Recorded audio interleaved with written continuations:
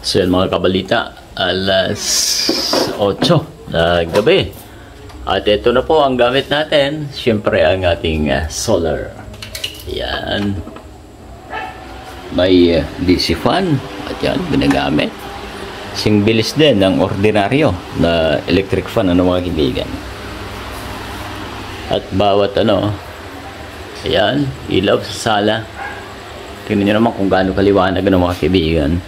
Kwarto, meron din pong ilaw yan. CR, ayan. Ito ang kwarto, ayan. So yan hanggang CR. Bali,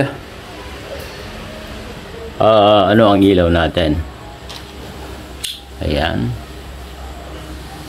Gaano kaliwanag mga kaibigan. 12 na ilaw. Ito yung sa kusina po natin. Maliwanag din po. Alright. Punta tayo sa labas mga kabalita. Ayan. Dito sa bawat kanto ng bahay ay meron. At yan po ay hindi natin i-off. Magdamag. Doon yung isa. Bawat corner. Yan. Doon meron din. Lahat po yan ng mga kaibigan ay solar po ang nagpapagana niyan ngayon. Dahil doon sa ating battery na 691.2 watts hour.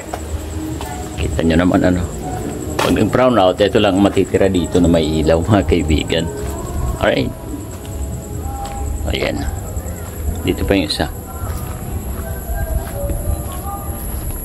So yun ang kaya ng ating power bank ng mga kaibigan. Ayan andun yung isa. 4 na sulok may ilaw. Gaano kaliwanag mga kaibigan.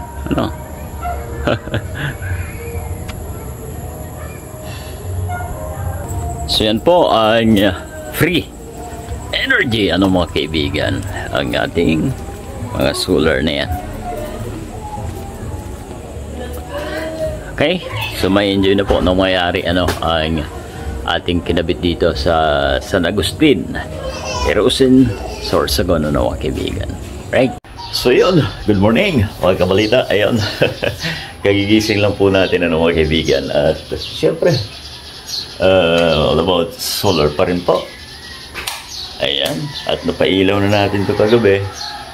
Yung ilaw sa bawat kanto ay magdamag po yan mga kaibigan.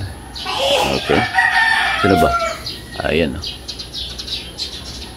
maliwanag na. At ang naging discharge natin ay ito, 4 na ilaw sa magdamag mga kaibigan. At ito, magdamag din po yan DC fan natin. At sinadya ko po na hindi plug in ang ating backup na pang charge. Ayan. Ay, ngayon ang natitira mga kaibigan ay ito, 12.7.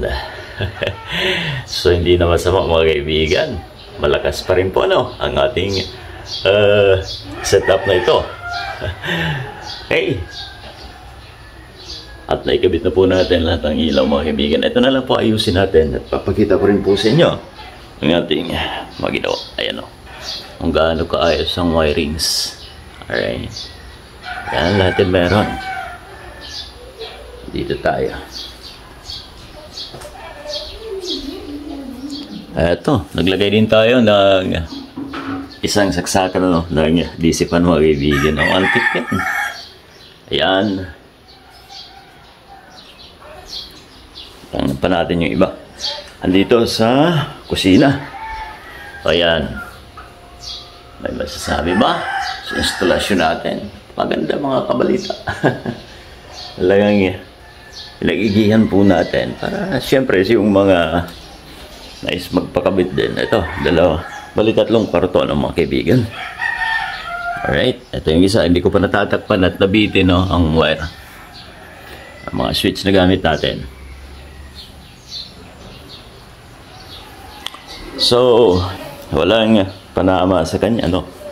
Kahit magdamag ang disifan ay walang problema, mga kaibigan. So, yun lang po muna, no? Bali, 12 ilaw, yan, mga kabalita, no? Ay, kinabit po natin. Alright? So, goods. At dito pa rin po tayo sa Erosin. Sorsogon, ano, mga kaibigan. Ayan, shoutout po sa mga taga rito.